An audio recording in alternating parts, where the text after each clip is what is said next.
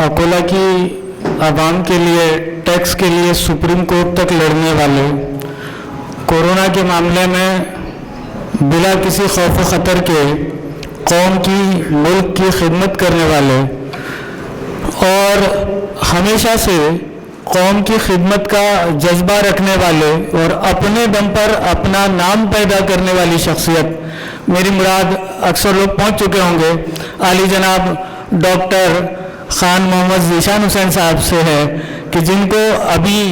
चंद दिन पहले ही विदर्भ मसीहा के अवार्ड से नवाजा गया। मैं आप सब लोगों से दरख्वास्त करता हूं कि एक बार ज़ोरदार तालियों से आप उनका इस्तकबाल करें और मैं डॉक्टर ज़ीशान हुसैन साहब को इन दो अशार से आवाज़ देता हूं कि वो आएँ और अपने ख़यालात का इजहार करें कि जो दिल को अच्छा लगता है उसी को दोस्त कहता हूँ, कि जो दिल को अच्छा लगता है उसी को दोस्त कहता हूँ, मुनाफिक बन के रिश्तों की सियासत मैं नहीं करता, मुनाफिक बन के रिश्तों की सियासत मैं नहीं करता। और दूसरा शेर डॉक्टर साहब की नज़र के बुलंदियाँ बख्शेगा मुझको हुनर मेरा, बुलंदियाँ बख्शेगा मुझको हुनर मेरा, मुझको पाँव तले की सीढ़ियाँ अच्छी नहीं लगती, मुझको पाँव तले की सीढ़ियाँ अच्छी नहीं लगती। जनाब डॉक्टर ज़ीशान हुसैन साहब। सबसे पहले आज यहाँ आने जैसी एंट्री हुई तो एक मास्क दे दिया गया हाथ में, और नहीं मास्क देना कोई बात नहीं, आजकल कई जगह होती। मास्क देने वाली जो शख्सियत थी, तो मास्क देने वाली वो शख्सियत थी जब लोग कोरोना का को बोलने भी डरते थे, तब मोर्चरी से बॉडी उठा के गोद में लेके ले जाने वाला बोलते तुम क्या कर रहे, आज वो मास्क दे रहे थे। तो बात तो याद है, नदीम भाई शायद वहां बैठे, उनकी पूरी टीम है, नदीम भाई तो एक शख्सियत है बस। मगर देखिए हालात ऐसे है कि 22 मार्च 2020 को लॉकडाउन हुआ, पूरी दुनिया में, दुनिया की बात छोड़िए, पूरे देश में, पूरे मुल्क में माहौल ऐसा था कि बड़ा ही डर, बड़ा खौफ का माहौल था। शुरुआत ऐसी हुई, जो इस मुल्क में जो हो रहा है वो 8 दिन में इस तरह से देखा गया कि एक ऐसी महामारी, एक ऐसा पेंडेमिक जिससे पूरी दुनिया परेशान थी, उसकी शुरुआत अगर हमारे मुल्क में हुई तो टीवी में तबलीग जमात किस तरह से इस बीमारी को फैला रही है ये दिखा दिखा के। ये एक ऐसी हकीकत थी जो शायद इस मुल्क में रहने वाला सिर्फ मुसलमान ही नहीं, इस मुल्क में रहने वाला हर वो शख्स जिस पे किसी ना किसी तरह से जुल्म हो रहा था, उसकी पूरी जिंदगी को 4-8 दिन में अगर डिफाइन करना है तो ये वक्त था कि वैसे ही परेशान है, वैसे ही मारे जा रहे हैं, और उसमें इस मुल्क की हुकूमत जो जुल्म कर रही है वो बात दूसरी है। ऐसे हालात में बीमारियां शुरू हुई, बीमारियां शुरू होने के बाद में हालात ऐसे आए कि कोई घर से बाहर निकलता नहीं था, पेशेंट्स बढ़ते गए। इस पूरे हालात में जो पूरी टारगेटिंग थी,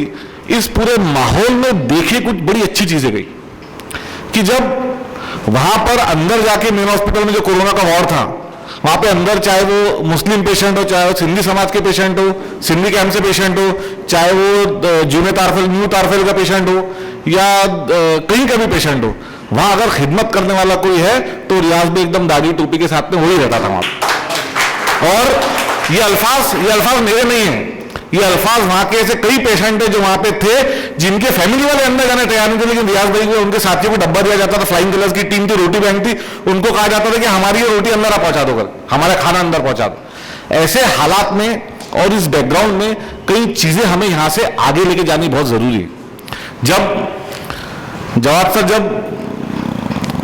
खाना या जो पैकेट बांटे गए थे उसकी जब बात आई तो पूरे अकोला में शायद जितना मुस्लिम एनजीओ ग्रुप्स ने काम किया शायद ही किसी दूसरे ग्रुप ने काम किया, और सिर्फ अपने लोगों में ही नहीं। मैं भी पिछले कुछ दिनों से आकोटफेल में हॉस्पिटल चलाता हूं। आकोटफेल तो मैं हमेशा ऐसा बोलते हैं, आकोटफेल बोलते इंडिया है, यहां पे आपको हर मजहब का, हर कास्ट का इंसान मिल ही जाएगा। वो उत्ते से रेलवे पटरी के उस तरफ, और वहां पे जो पेशेंट आते हैं जो मुस्लिम छोड़ के दूसरे पेशेंट है, वो आज सबसे पहले आने के बाद में एक बार जरूर बोलते हैं कि लॉकडाउन में जब सबने हमारा साथ छोड़ दिया था तब आपके बच्चे, आपके साथ के जो लोग थे वो आके हमको घर तक खाना तक के देके गए, पार्सल तक के देके गए। तो ये हालात है और मैं समझता हूँ कि इस चीज को आगे ले जाना बेहद जरूरी है। बहुत ज्यादा वक्त नहीं लूंगा, मगर ये जो एक माइनॉरिटी डेवलपमेंट काउंसिल जो एमडीसी की जो शुरुआत यहाँ पे की गई है, जैसे कि शुरुआत में कहा गया है कि किस हद तक हम लोग डोनेट करके इस चीज को आगे बढ़ाएंगे। मगर जो गवर्नमेंट की स्कीम्स है, आज इतनी स्कीमें हैं। वो एक मजदूर योजना को लेके कुछ दिनों से हम काम कर रहे हैं कि लॉकडाउन में जब कोई तरह से किसी गवर्नमेंट की मदद नहीं आती थी, बीच में एक फोन आता था कि डॉक्टर साहब वो रजिस्ट्रेशन हमारा हुआ तो 2000 रुपये आ गए कर। तो योजनाएं सरकार की इतनी है, खासतौर से मजदूर बांधकाम योजना, कुछ बच्चों को लेकर जो स्कॉलरशिप स्कीम्स है, कि गवर्नमेंट आज भी इन हालातों में अलग अलग वक्त पे पैसे देने को तैयार है,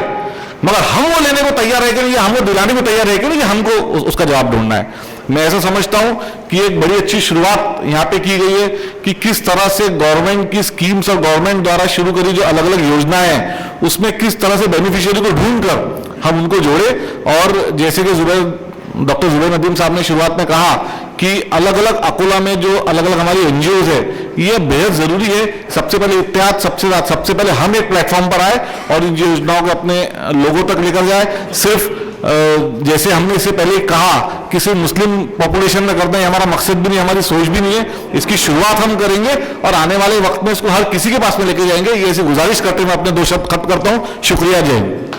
अगर हमारे वीडियोस आपको पसंद आ रहे हो तो लाइक, कमेंट और शेयर करें और मजीद नई वीडियोस के लिए हमारे चैनल दावत मीडिया को सब्सक्राइब करें और बेल आइकन पर क्लिक करें।